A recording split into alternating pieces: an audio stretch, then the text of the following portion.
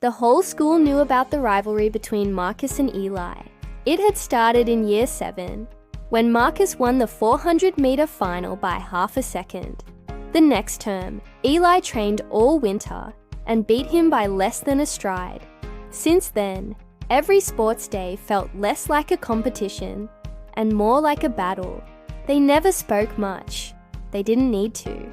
Their rivalry spoke for them. Marcus trained before sunrise, running laps while the grass was still wet with dew.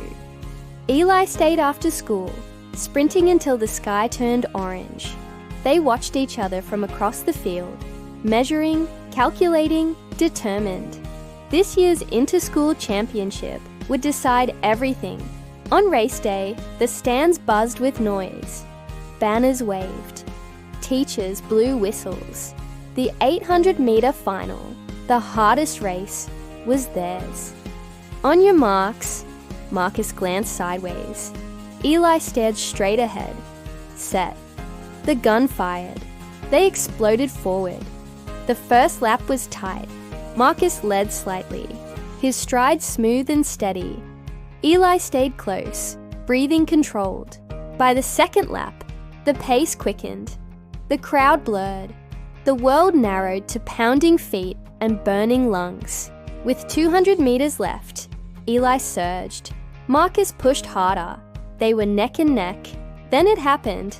Eli's foot clipped the inside edge of the track. He stumbled. For a terrifying moment, it looked like he would fall completely. Marcus had a choice. Keep running, win easily, or slow down. In that split second, something shifted. He slowed.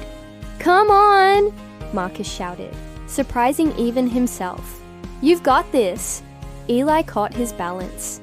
Shock flickered across his face, but then determination returned. They ran the final stretch side by side. The crowd roared, confused but thrilled. With 10 meters left, Marcus shouted again, "Now!" Eli sprinted. Marcus sprinted. They crossed the finish line almost at the same time. Collapsing onto the track in breathless heaps, the scoreboard flashed. Eli, 2:04.18. Marcus, 2:04.21. 0.03 of a second. Eli had won. For a moment, neither moved. Then Marcus rolled onto his side and laughed. Eli looked at him, unsure. "You almost fell," Marcus said between breaths. "Would have been a rubbish win." Eli hesitated, then smiled. "You could have just taken it." "Yeah," Marcus replied. "But what's the point of winning if you didn't really beat me?" They stood, legs shaking. The announcer called Eli's name for the medal ceremony.